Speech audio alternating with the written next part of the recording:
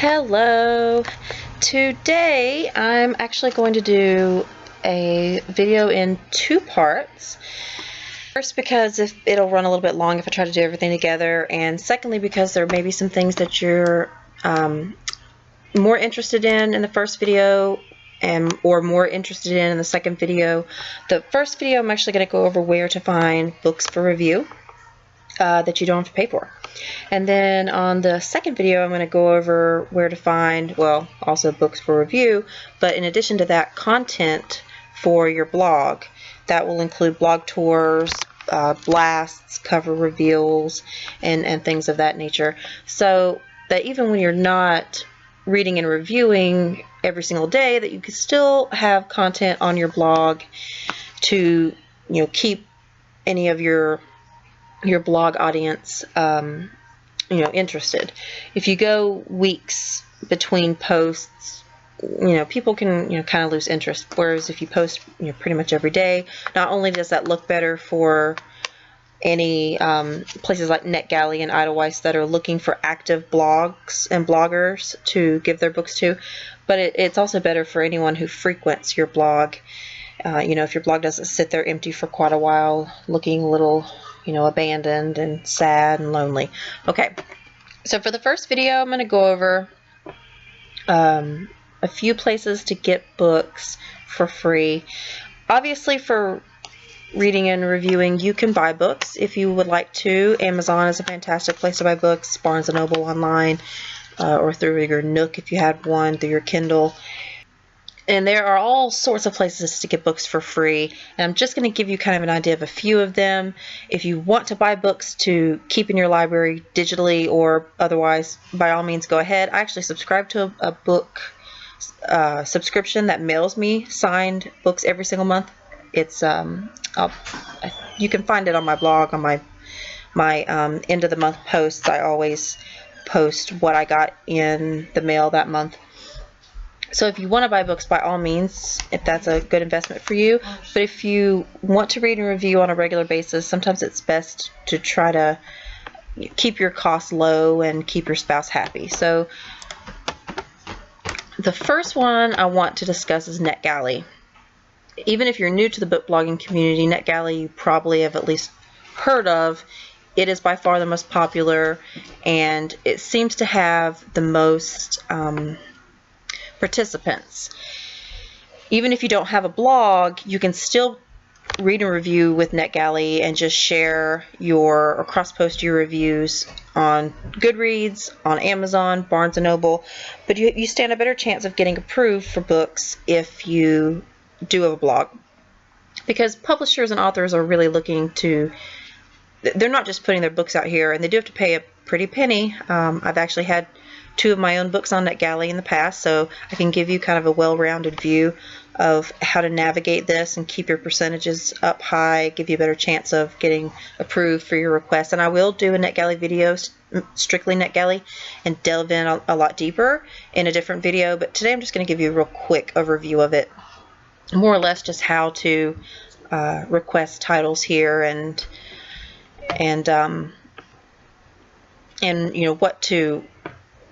where to find the information, things like that. I'm going to keep it pretty simple today, though. This is not the dashboard. This is the dashboard. You will sign up and create an account. You will pick what you are. If you're a book blogger, you'll pick that. If you're a reviewer on other sites like Amazon, Goodreads, you'll pick that. If you're a librarian or a bookseller, you'll pick that. You'll fill in all your information, and then you'll be taken to your dashboard. You'll pick your categories, whatever's your favorite category, and then they'll always give you options here, kind of recommendations. I don't usually ever take any of these recommendations that they give me. It's almost like they don't know my reading habits at all. There's not like a single romance in here. Come on, people. They should know by now that I mostly only read romance. Epic failure, NetGalley. Okay, but you will pick your categories, and it will attempt to give you options. But you don't have to read that. You can come up here to find titles, and you can search for whatever you want, a specific category. Say you want, I don't know, new adult. Click on that, and it'll give you available for request. Ooh, that's a little risque for my video. Didn't know that was going to be on there. Sorry about that. And read now. Read now are books that are available immediately. This actually looks interesting. I may read now this. We shall see. It will give you books that are available now. You don't have to request and wait to be approved or denied. And I'll go in a little bit deeper about how to use the Read Now feature to your advantage in the NetGalley video in the future. But these are books that you can read right away without having to be approved. And these are the ones that are available for request. So if you find a book that looks interesting to you, I'm going to show you the actual book page. And then you can read through it, and if it looks like something you might want to request, then you hit the request button. You more or less this is just for for a publisher or author's FYI. It usually doesn't, or at least I wouldn't think it would, and it didn't when I was an author on the site. It didn't really affect whether or not you were chosen. It just means what kind of advertising is working best for this publisher. So if you like this author, then you would click that. If you like the description, you would click that. If you like the cover, you would click that. If you've heard about this book anywhere other than NetGalley, you would click that. That lets them know that if they're advertising somewhere else, that it's working, and that you like the cover, so that's good, that you think the description sounds good, that you are, at least positively think of this author. And that's just for their information. It should not, in most instances, affect whether or not you are approved or denied. What will affect whether you're approved or denied is right over here, and this is actually only one of the percentage. I'll go into it deeper when I do the NetGalley video. Your feedback ratio is the number of books that you've been approved versus the number that you've actually sent your feedback for. So I've been approved for 43, and I've sent my feedback in 41. So I have a 95% feedback ratio, meaning I usually don't request a lot of books and then not review them. I usually review pretty much every single one of the books that I request. The more requests you have, the lower this is going to go until you start sending in some of your feedback. So try not to go too crazy in this place. And it's very easy to get up in the, there are people with 100+ books on their shelf waiting to read and review. That's not a goal. Don't reach for that goal. They may never even get to the majority of those books, and half of them are probably already archived. It's easy to get in deep requesting books that you may not even think you're going to be approved for, and then getting approved, or requesting books that sound good at the time. As with anything, moderation is key, I think. Don't come on the site every single day, and that'll help a little bit. But I'll go into helping you with your feedback ratio in the NetGalley video. But that is something you want to keep an eye on. There's also another percentage that you don't see on here, but authors and publishers do see, and I'll talk about that in the video. It actually will probably affect whether you're approved. One quick thing that I want to say is there are a lot of publishers, and let me see if I can pick a publisher that I know has their stuff updated. Your publisher may be picky on who they want to approve. Entangled is extremely picky, I have found. They only approve so many, it seems, people. So the sooner you request, the better your chances. And they have lots of recommendations / requirements for the people that they will approve. They want their people to update their blogs daily or almost daily, have blogs specific to the genre being requested, people who cross-post, easy access for readers. It's just, this is what they are looking for in a reader reviewer. if you can meet the majority of these or all of these requirements, recommendations, you're more likely to be approved. This is important if you're requesting from a publisher for the first time. Some of them are really picky, and they may not even approve small-time new bloggers at all. They may be looking for people who have followers in the thousands. So you're wasting not only your time, but you're lowering your approval percentage by requesting books that you don't even stand a chance of getting approved for. So I'll talk about that more in the NetGalley video. But this NetGalley is a really good place to find books. There are usually, lots and lots of books on here, lots of variety. Their catalog changes every 6 months. A book will be on here for 6 months unless they renew it for another 6 months. So there's always a lot of books.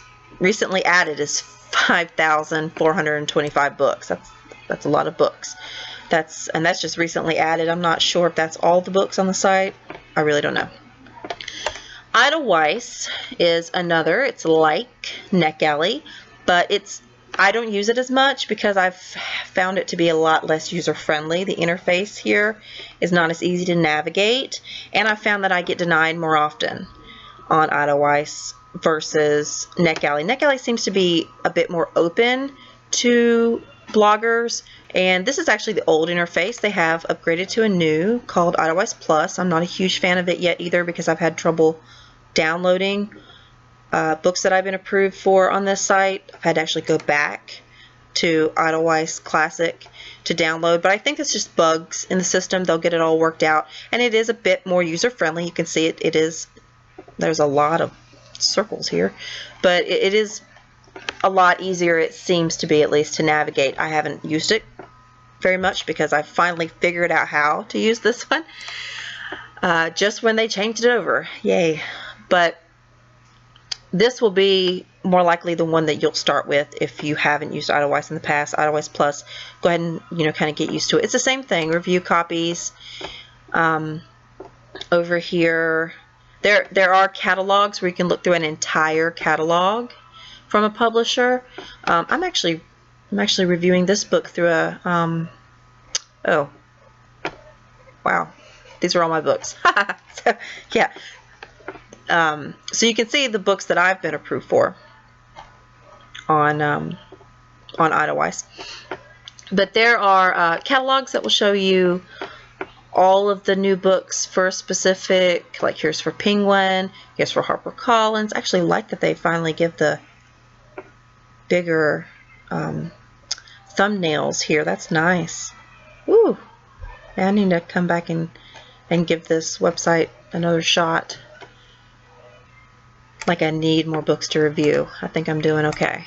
Alright, I want to show you two that I use specifically. One is the Romance Reviews.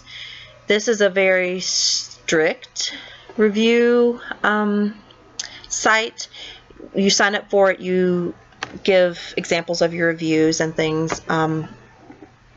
And Carol, the woman who runs the site, she's stricter on what content she wants in a review, on when she wants the review. I think it's 2 weeks. They expect you to review within 2 weeks once you're approved. It's all romance, but there are a lot of subgenres of romance. There is erotica. It does have a nice variety of romance. So if you're not interested in romance at all, skip this one.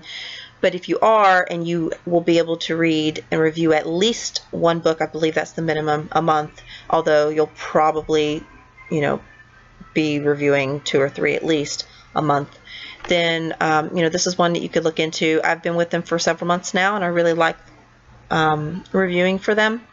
I can share my reviews on my blog after it's approved through this site. And you'll find sites like this that will be willing to provide books to you as long as you review through them. But you do have to follow their rules, and you do have to wait for them to approve your review before you can share it. And in some cases you may not actually be able to share it, but this is one of the cases where you can actually still share it on your blog. So that is another option. And Reading Alley is another. This has more than romance. This has a more variety of categories, but it is still a growing site, so they're still adding books to it. It doesn't have as big of a catalog as some of the other sites do, and it's growing. They just added Kensington and I believe Gallery, some Kensington and some Gallery books to it. And I've actually been approved for print copies through this site, which is rare. It's really rare to be approved for print review copies or galleys or ARCs, Advanced Reader copies. And I've actually been approved for a few print copies through this site. So it's a good site to check out. Another great thing about this site is that you earn points. Every time you post your review, you earn points. And then if you cross-post it to Amazon and Goodreads, you also earn points. Turn your points in for Amazon gift cards, or I think there's a few other different gift cards. But it's a pretty cool way for this site to kind of thank you for going through with your reading, reviewing obligations. So definitely Reading Alley is one to take advantage of. And in addition to sites that are specific for reading and reviewing, there are also all sorts of places to find free books that don't necessarily come with a reviewing stigma attached to it. Oops, sorry. Didn't mean to take you to that page. What in the world? Log out. Let's see if I can get to the regular page. Here it is.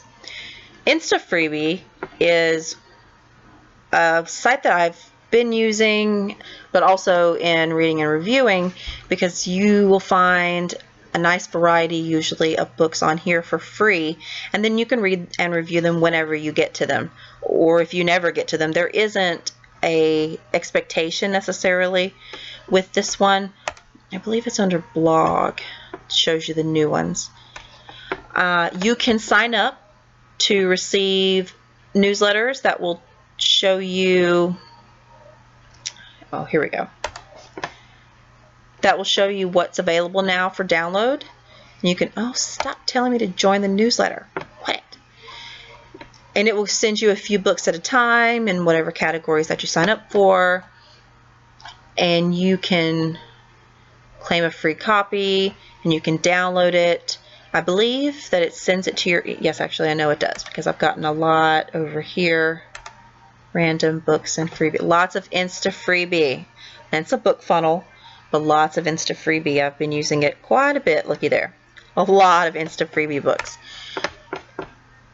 And you can usually find something that interests you here.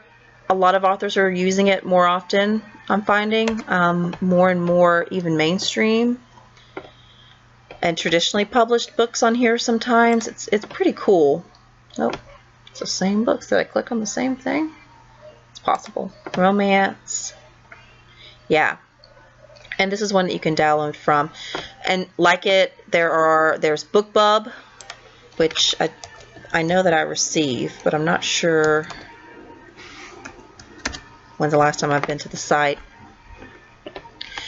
BookBub, they're not all going to be free, but they do send you a newsletter every single day, like clockwork, that will tell you, that will give you a selection of books that are free, 99 cents, $1.99. As you can tell, they know me. They know that I like my romance, so they're giving me a whole lot of romance options here, and some of them are free. In addition to BookBub, there is Bookshark, and I actually don't know if that website is just Bookshark or not. Here we go. I think this is it. Yes, Bookshark. I get a newsletter every day from them as well, and there are lots of deals on books. It's the same pretty much as BookBub, but I actually have found that I like the selection better on Bookshark of the books. I can't explain why, but I tend to want to read the books that Bookshark suggests to me more often than BookBub. So that's just my preference. May not be the same for you. So these are just a few places that you can get free books. There are so many places that you can get them. One thing that I do want to kind of, I guess, warn you about are websites that will tell you, that will offer free books to you, but are actually spamming you or filled with viruses. There are all sorts, very unfortunately, all sorts of sites that will advertise they have free books, no obligation. You go to the site, you enter in your information, next thing you know they're asking for a credit card, or they are selling your email address, or they don't even have the books that they say they have available to download. This happens a lot, unfortunately. Please try to stay away from those sites. Find a reputable site to download from, and please try to support authors. I'm not just saying this as an author, but also as a reader. You want to support authors. You do not want to steal from authors. It's not only do they not usually make a whole lot of money writing books, but you don't want them to give up on writing books because their work has been pirated and stolen from them, and they just, why bother trying to market their books when people are downloading them for free left and right? It's draining on them, and it's depressing. And if you have an author that you enjoy, try to support the author by only downloading books from places that are reputable, that authors have submitted their books to, and not books that were stolen from them. And then once you do get a copy of it, don't upload those copies to any site at all. I don't care what they promise you or what they offer. Keep it to yourself. Keep it for yourself. If somebody else that you know wants a copy, then send them to the same site you got it from. We're trying to stop piracy. It's really hard to do that with the internet and technology. Everybody wants everything for free, but supporting your authors is definitely your best option if you want to continue to read works from your favorite authors. NetGalley is pretty costly for an author to use, especially if they're not with a traditional publisher, if they're just putting their book on there for free. So if you do request a book from them and you are approved and you do download a copy, please, please, please leave a review. Take the time, the same time that it takes to request it. Take your obligations seriously, because I'm not going to say how much, but it's in the several $100s per book to list a book on NetGalley. So try not to find yourself in too deep on NetGalley with hundreds of books in your shelf and no time to ever read and review them. The next video, I'm actually going to go into content for your blog, not just reading and reviewing, but also book tours and book blasts, blitzes, cover reveals, and things like that. Some of the sites I'm going to show you, you can actually request review copies from as well. But I'm doing it in a separate video to try to cut down on time, and because some of you may not be interested in blog tours, so I didn't want to keep this video really long. Also, at the end of the next video, I'm going to show you how to do a review template, or how I at least do a review template, and make it a little bit easier on yourself. I'm all about efficiency, so I'll show you how I make a review template and keep it to make it quicker when it's time for me to write a review. I'm not spending a lot of time retyping the same things over and over again.